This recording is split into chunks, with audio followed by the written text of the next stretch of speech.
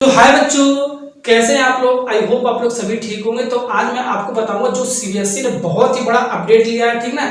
जो आपका एग्जाम होगा बोर्ड का क्लास 10th का और जो 12th का, ठीक है। जो आपका एग्जाम होगा वो आपका दो पार्ट में होगा, ठीक है। यानी कि टर्म 1 और टर्म 2 में आपका होगा, ठीक है। तो दो पार्ट में होगा। कैसे कैसे क्या प्रोसेस है आपका, क्या सिलेबस है, ये सब चीज मैं आपको बताऊंगा। जो जो आपको कैटेगरी दे रखा है टर्म 1 और टर्म 2 में सीबीएसई ने, ठीक है। तो चलो स्टार्ट करते हैं वीडियो को।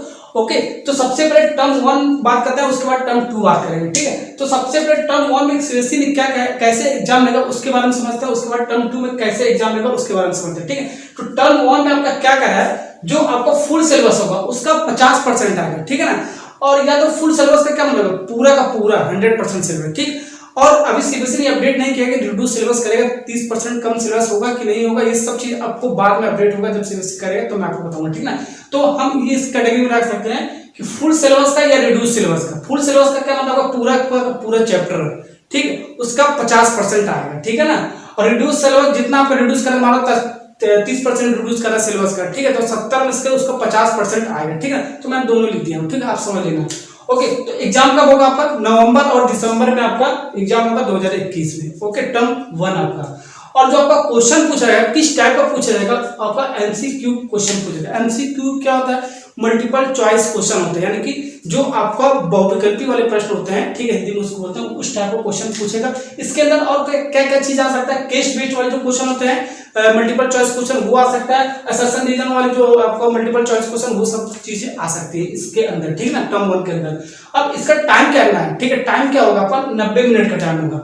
और किस पर आपको लिखना है पेपर, वो भी आपको बता रहा हूं मैं आपको। ओएमआर शीट क्या होता है, आपको कॉम्पिटिटिव एग्जाम में देते होगे ओएमआर शीट, मैं आपको स्क्रीन पे दिखाता हूं, ठीक। जो आपका ऑप्शन चाहिए उसमें आपको बोला होगा, उसी को आपको भरना होगा, ठीक है, उसी को ओएमआर शीट बोलते हैं, ठीक है ना। ओके, अब इसका जो पेपर का होगा, सीबीएसई पेपर बनेगा आपका, ठीक है। सीबीएसई जो पेपर बनेगा वो आपको देगा, ठीक है। अब ये ऑनलाइन होगा कि ऑफलाइन होगा, ये आपका ऑफलाइन होगा, ठीक है। कहाँ होगा, आपका स्कूल में होगा, ठीक है। तो ये आपका टर्म 1 है आपका, इतनी सारी क्राइटेरिया इसके अंदर है, ठीक है। फुल सिलेबस या रिड्यूस सिलेबस का 50% आएगा। और नवंबर दिसंबर में एग्जाम होगा तो 2021 में मल्टीपल चॉइस क्वेश्चन आएगा, ठीक है। और इसका जो टाइम होगा 90 मिनट का, यानी कि 1.5 घंटे का होगा। और ओएमआर शीट पर लिया जाएगा। और क्वेश्चन कौन बनाएगा, सीबीएसई बनाकर भेजेगा, ठीक है ना। और कहां पर होगा, स्कूल में होगा, वो भी ऑफलाइन लिया जाएगा, ठीक। तो ये है आपका टर्म 1 इस तरीके से आपका होगा, ठीक। अब इसके बाद टर्म 2 एक एग्जाम और होगा, ठीक है। एक एग्जाम आपका कैंसिल खत्म हो गया आपका, ठीक है, नवंबर दिसंबर में। अब दूसरा एग्जाम होगा टर्म 2 में, ठीक है। उसमें आपका क्या होगा, रिड्यूस सिलेबस या फुल सिलेबस का 50% आएगा, ठीक है ना। अब इस बार आपका कब लिया जाएगा, मार्च और अप्रैल 2022 में लिया जाएगा, ठीक है ना। ओके, इसमें होगा आपका। और पेपर जो होगा वो आपका एमसीक्यू वाले ना होकर आपका सब्जेक्टिव पेपर जैसा होता है, 1 नंबर का जो आता है, 2 नंबर का आता है, 3 नंबर का, 5 नंबर का, जो आपका सब्जेक्टिव पेपर आता है जैसा आप देते हो, ठीक, उस टाइप का आपका आएगा, ठीक है। ये आपका सब्जेक्टिव पेपर आएगा। ओके, अब जो आपका ड्यूरेशन होगा वो आपका 2 घंटे का होगा, ठीक है। तो पहले जो एग्जाम देते थे 10th और 12th वाले 3 घंटे का पेपर होता था, ठीक है। 2 घंटा और 1.5 घंटे, यानी कि 3.5 घंटे का टाइम आपको मिला, यानी टाइम आपको ज्यादा मिला। तो बच्चों आपको टाइम ज्यादा नहीं मिला टर्म और टर्म 2 लेकर। आपको जो ओएमआर शीट भरना है ना बच्चों, वो ओएमआर शीट आधा घंटे से ज्यादा टाइम नहीं लेता है, ठीक है ना। आप जब कॉम्पिटेटिव एग्जाम में दोगे तो आप देखना ओएमआर शीट जब भरोगे तो आधा घंटे से ज्यादा टाइम, यानी आप मान के चलो टाइम आपको कभी मिल रहा है, ठीक है ना। ये मत समझना 3 घंटा पहले होता, आप 3.5 घंटा मिल रहा है, ठीक है ना। तो आपको टाइम कभी मिल रहा है, ये आपको ध्यान रखना, ठीक है ना। अब जो आपका पेपर बनाएगा वो कौन बनाएगा, सीबीएसई वाला पेपर बनाएगा, ठीक है। ओके, बस। अब कैसा एग्जाम होगा आपका, ऑफलाइन होगा और एग्जाम सेंटर पे होगा, जहां आप एग्जाम सेंटर होगा आपका, मान लो आपका कहीं पर स्कूल है तो आपका एक सेंटर कहीं पर किसी स्कूल में गया तो वहां पर आपको देना पड़ेगा, ठीक है ना। तो ये था आपका टर्म 2 का, ठीक है। रिड्यूस सिलेबस का 50% आएगा। ओके, और मार्च अप्रैल में पेपर लिया जाएगा 2022 में, और सब्जेक्टिव पेपर होगा। और जो ड्यूरेशन आएगा 2 आवर का, टाइम इसका 2 आवर रखा गया है। और सीबीएसई क्वेश्चन पेपर इसका बनाएगा, ठीक। ऑफलाइन होगा एग्जाम, और एग्जाम सेंटर में जहां पर आपको सेंटर ऑफ पड़ेगा वहां पर आपको देकर आना पड़ेगा। तो ये आपका 2 क्राइटेरिया है, 2 तरीके से इस बार एग्जाम लिया जाएगा, ठीक है। यही पैटर्न है आपको एग्जाम लेने का। ओके, तो अगर फिर से लॉकडाउन लग गया तो क्या होगा, ठीक। देखो लॉकडाउन मान लो बहुत सारे केस बन सकते हैं, ठीक है, बहुत सारे केस सीबीएसई ने बताया, लेकिन आपका पैटर्न आपका यही होगा, इसी पैटर्न पर आपका एग्जाम लिया जाएगा, ठीक है ना। ओके, मान लो टर्म 1 पे आपका क्या हो गया, टर्म 1 आपका क्या नवंबर दिसंबर में एग्जाम हो गया, तो सही वाला स्किल लगा, ठीक है। एग्जाम 1 लॉकडाउन नहीं हुआ है, ठीक। ओके, तो इसमें एग्जाम होगा। और टर्म 2 में आपका क्या हुआ, कहाँ गया आपका, मार्च और अप्रैल में क्या हुआ, कोरोना वायरस आ गया, ठीक है, कोविड आ गया, ठीक है। तो यहाँ पर आपका क्या एग्जाम नहीं होगा, ठीक है ना।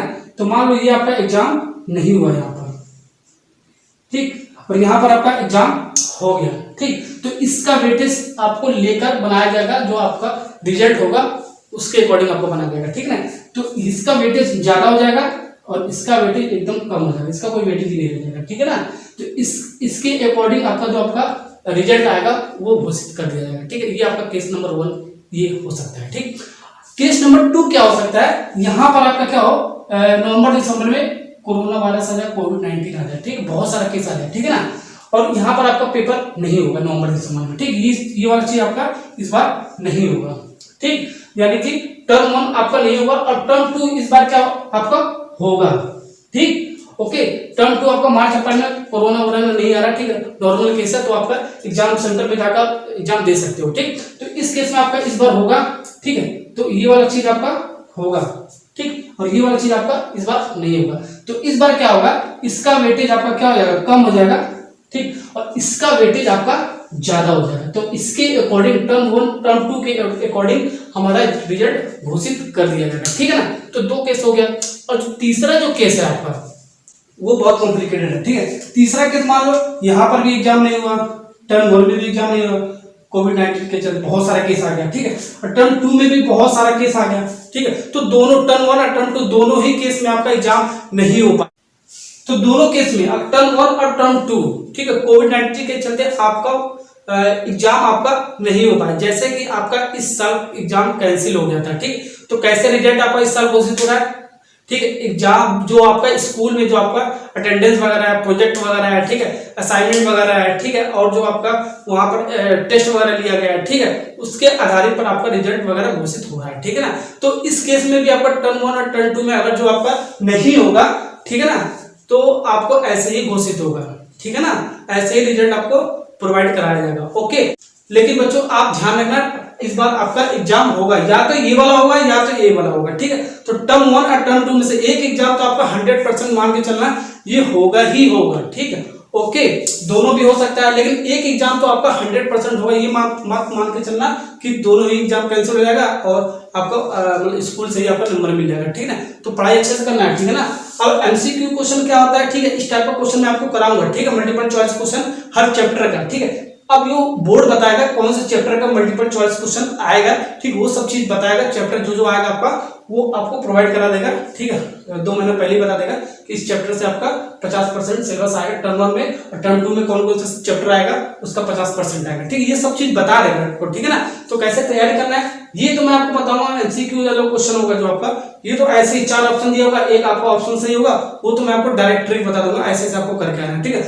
जो आपका चैप्टर पूछेगा बोर्ड में, ठीक है, उस चैप्टर पे, ठीक है ना, ओके। अभी ये डिसाइड नहीं है कौन से चैप्टर से पूछेगा एमसीक्यू, ठीक है ना, और ये भी डिसाइड नहीं है कि कौन से चैप्टर से आपका ये सब्जेक्टिव वाला क्वेश्चन पूछेगा, ये सब आपका जब बोर्ड आपका देगा कि इस चैप्टर से आएगा, ठीक है, तब मैं आपको बताऊंगा, ठीक है। अभी तो आपका जो अपडेट है इतना ही आपका है, ठीक है। आई होप ये सारा चीज आपको समझ में आ गया होगा, ठीक है। तो समझ में आ गया होगा तो वीडियो को लाइक कर देना और सब्सक्राइब कर देना और कमेंट करना मत भूलना, ठीक है। और जो मैं आपको पढ़ा रहा हूँ, ठीक है, क्लास 10 का मैथ का मैं आपको पढ़ा रहा हूँ, चैप्टर नंबर 1 से लेकर चैप्टर नंबर 4 तक, ठीक है, एक वीडियो के हर चैप्टर का एक वीडियो के अंदर मैं आपको सारा का सारा सब्जेक्टिव मैं आपको पढ़ा दिया हूँ, ठीक है, एनसीईआरटी का, साथ ही साथ उसका पीडीएफ नोट भी मैं आपको प्रोवाइड करा दिया हूँ, ठीक है ना। अगर चैप्टर नंबर 1 से चैप्टर नंबर 4 तक आप पढ़ना चाहते हो तो वीडियो के डिस्क्रिप्शन में लिंक है, वहां से आप जाके पढ़ सकते हो, या कमेंट बॉक्स में लिंक मिल जाएगा, वहां से भी आप जाके पढ़ सकते हो, या आपको आई बटन में देखो मिल जाएगा, वहां से भी आप जाके पढ़ सकते हो, ठीक है। तो अगर जो आपको वीडियो अच्छा लगा हो तो कमेंट कर देना, लाइक कर देना और शेयर करना मत भूलना, सब्सक्राइब करना मत भूलना। जय हिंद, जय भारत।